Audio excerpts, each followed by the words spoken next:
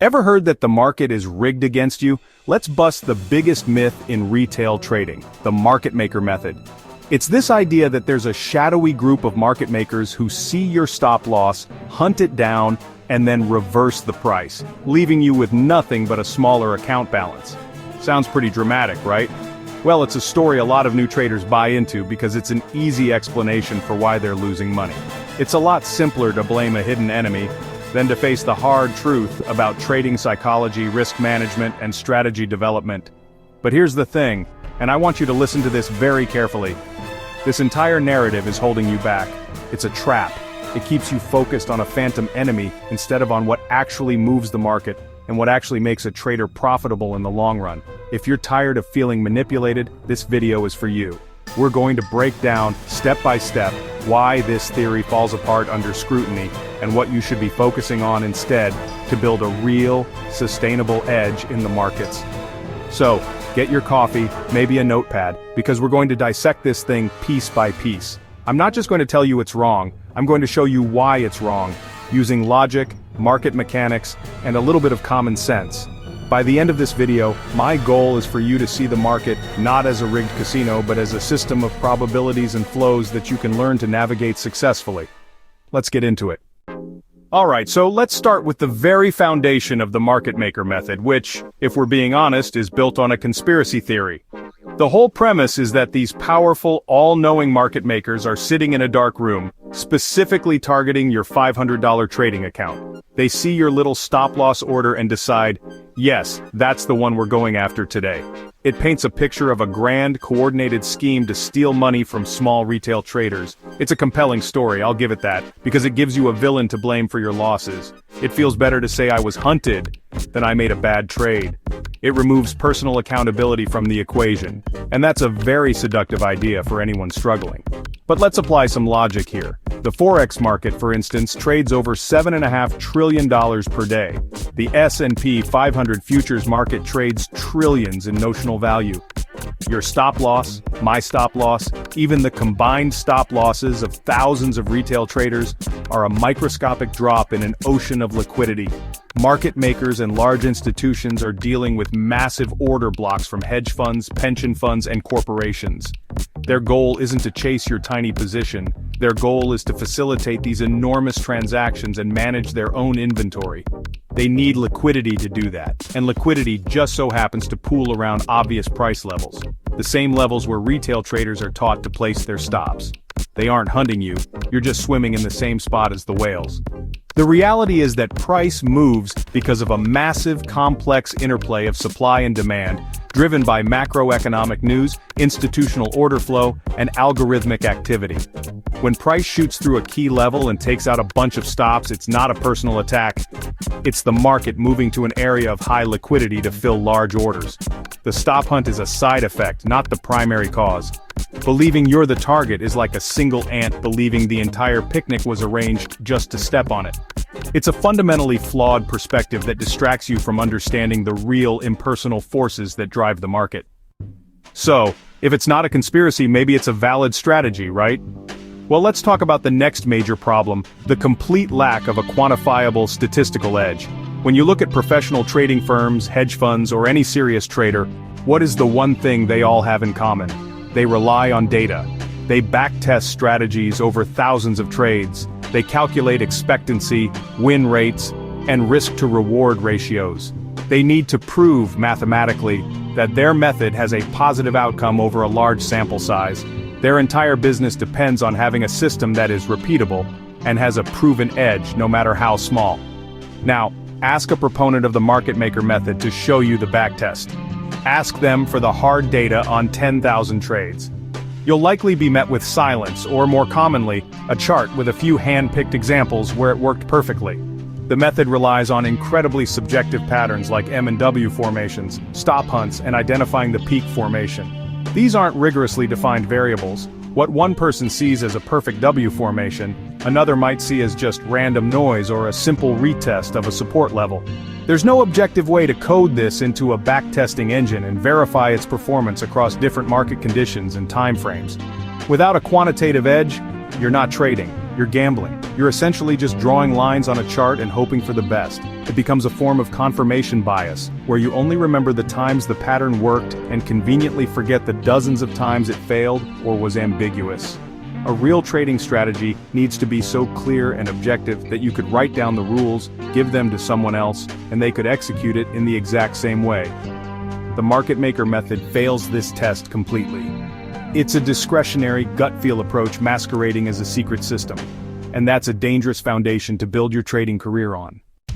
This brings us to a huge cognitive bias that the market maker method exploits perfectly: hindsight bias, or what we in the data world call overfitting. It's the tendency to look back at past events and believe they were more predictable than they actually were. Promoters of this method are masters of this. They will pull up a chart from last week, point to a huge price reversal and say, "See, right here, the market makers induced buying, hunted the stops below the low, and then reversed the market." It was so obvious. And honestly, when you look at it in retrospect with the full price action laid out, it does look obvious. Every peak and valley looks like a clear, deliberate action. But here's the thing. Trading happens on the hard right edge of the chart, in real time, where the future is totally unknown. In the moment, for every one of those obvious setups that worked, there were probably 5 or even 10 others that looked exactly the same but completely failed. Maybe the M formation turned into a triple top and then kept going higher. Maybe the stop hunt wasn't a hunt at all, but the beginning of a massive breakout that ran for hundreds of pips. The retrospective chart artist conveniently ignores all of those failed signals. They're cherry-picking the winners and presenting them as proof that the system works, creating a perfect but completely false narrative. This leads to a disastrous cycle for the trader trying to apply this in real time. You see a pattern that looks like the one from the textbook example, so you take the trade, it fails, you lose money. Then you see another one. It also fails. You start to doubt yourself. Maybe I didn't see the real setup. This constant second-guessing leads to overtrading, revenge trading, and a total loss of confidence. You're trying to fit the chaotic, probabilistic nature of the live market into a neat, clean, and ultimately fictional story. The market doesn't follow a script. Trying to trade it with a method that only works in hindsight is a guaranteed way to empty your account. Let's assume for a second that some version of this method, based on pit traders and specialists manipulating order flow, had some validity decades ago. Even if we grant that, the market structure of today is a completely different universe. The idea of a handful of market makers in a specific location controlling price is an artifact of the past, from the era of open outcry trading floors. Think of those old movies with traders in colorful jackets yelling and waving hand signals. That's the world this theory was born in, but it's not the world we trade in anymore. Today's markets are overwhelmingly dominated by algorithms, high-frequency trading firms, and massive decentralized pools of liquidity. We're talking about computer programs executing millions of orders per second, reacting to data faster than a human ever could. These algorithms aren't following a simple W pattern. They're running complex quantitative models, arbitrage strategies, and statistical analyses. They're competing with each other for milliseconds of advantage. The market is no longer a centralized game of a few floor traders against the public, it's a decentralized war of algorithms against algorithms. To think that a simple, visual pattern-based method designed for a bygone era can compete in this environment is frankly delusional. It's like bringing a horse and buggy to a Formula One race. The speed, complexity, and mechanics of the market have fundamentally changed.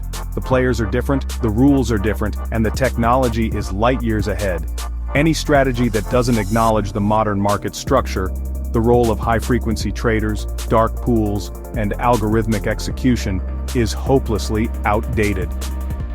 The market maker method is a ghost story from a time that no longer exists. Finally, and this might be the most important reason to abandon this method, let's talk about the psychological damage it causes. Believing the market is rigged against you personally creates a deeply unhealthy trading mindset. It fosters a sense of paranoia and helplessness. Every losing trade isn't a learning opportunity or a statistical outcome, it's evidence that the big boys are out to get you. This puts you in a constant state of conflict with the market, seeing it as an adversary to be outsmarted rather than a system of probabilities to be navigated. This us versus them mentality is poison for a trader's development. It prevents you from taking responsibility for your own actions. If you lose, it's not because your entry was poor, your risk management was weak, or you ignored your trading plan. No, it's because the market makers hunted your stop. This external locus of control means you never look inward to improve your own skills. You're perpetually stuck in a loop of blaming an external force, preventing any real growth or learning from taking place.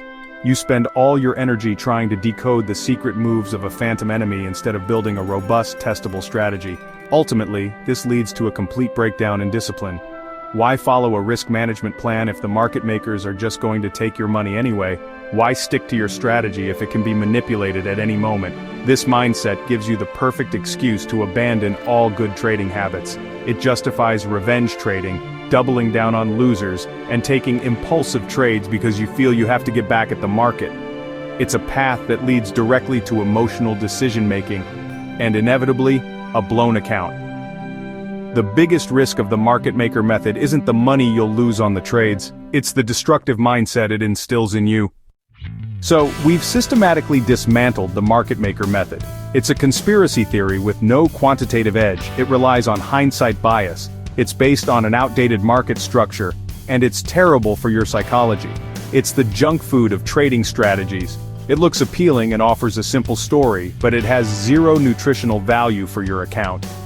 Ditching this myth is the first step toward becoming a consistently profitable trader.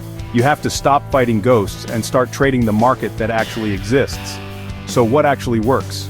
It's not a secret, but it does require work. It starts with focusing on things that are real and measurable. Understanding macroeconomic data, like inflation reports and central bank decisions, and how it drives capital flows is crucial. Learning to read order flow and volume profile can give you a real-time view of where supply and demand imbalances are. Most importantly, it's about developing strategies that you can objectively define and backtest over thousands of trades to prove you have a statistical edge. And wrapping all of that is the non-negotiable foundation of solid risk management. There is no holy grail, but there is a professional process. It's about treating trading like a business, not a casino or a video game. It's about continuous learning, rigorous testing, and disciplined execution. It's less exciting than hunting market maker phantoms, but it's what builds real lasting wealth in the markets. Want a breakdown of what a robust, data-driven trading plan actually looks like? Let me know down in the comments, and if there's enough interest, I'll make a full video on building a professional trading plan from scratch. Thanks for watching, and as always, smash the like button for the YouTube algorithm.